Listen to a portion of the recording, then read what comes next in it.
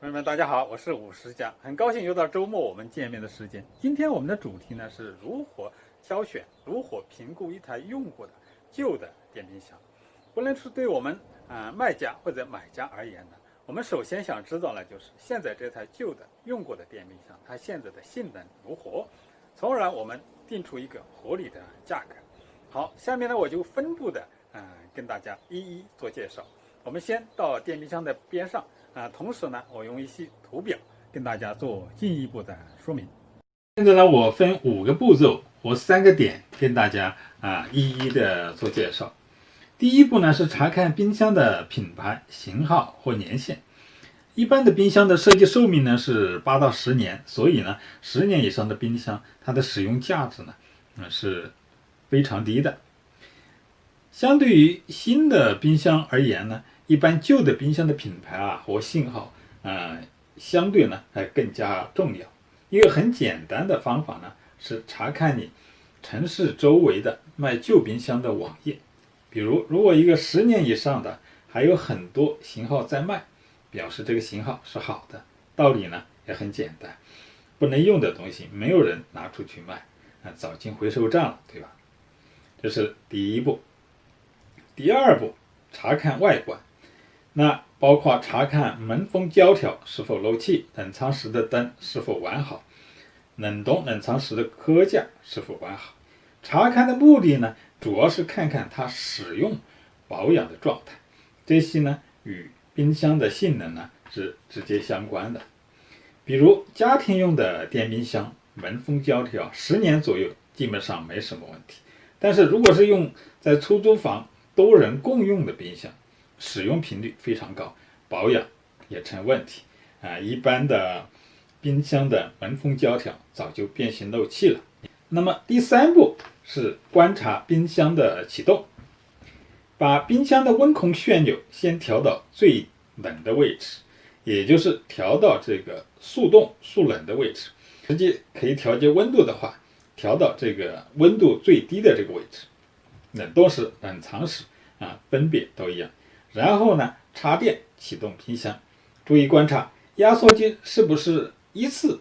响声就启动了，还是需要多次的开停的反复跳动再启动，这一点呢很重要。还有呢，压机的噪音或震动是不是非常的启动到平稳呢，是非常平缓的一个过渡。第4步是观察冰箱的运转，冰箱启动运转2个小时以后呢，这个时候呢，我们可以把冰箱的温控旋钮调到这个温度最高的位置。注意调的过程，我们要听这个压缩机的动作，压缩机是否有这个停机这样一个动作，或者是说压缩机是变频的话，没有直接停机的话，我们是否可以感觉到压缩机的转速呢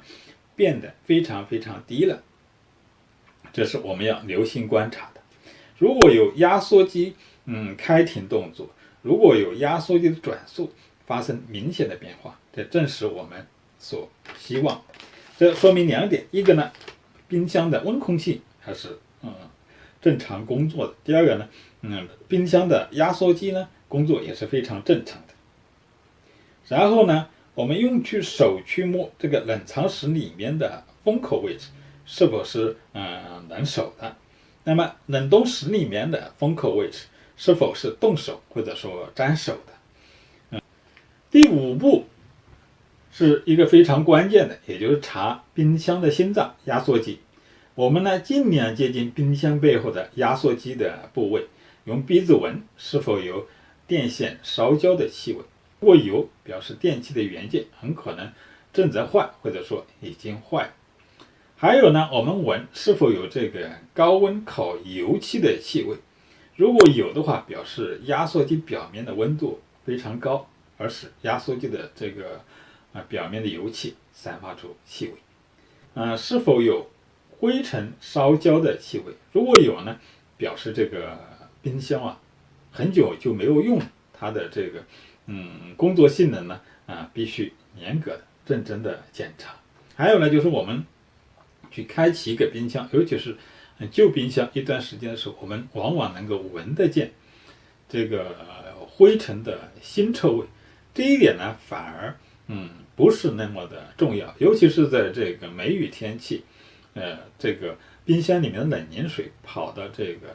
压缩机旁边的积水盘里面去，所以有腥味呢是非常正常的过程。但是呢，有一点也可以说明，可能这个冰箱最近没怎么用。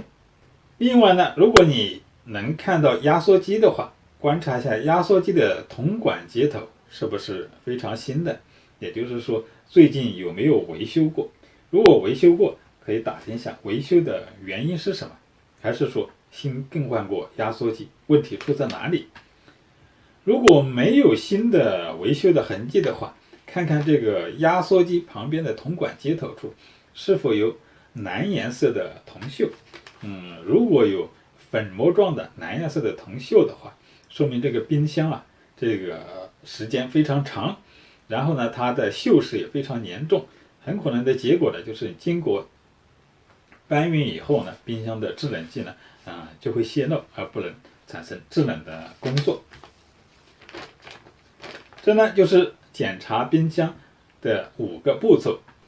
关于旧冰箱的定价的问题呢，建议朋友们呢还参考以下3个因素。第一个因素呢，就是说是一般的冰箱按10年呢折算价格，也就是说我们通常说的按10年折旧。10年以上的冰箱呢是不成价的，也就是说一个基本价格，比如说是100刀、150刀左右。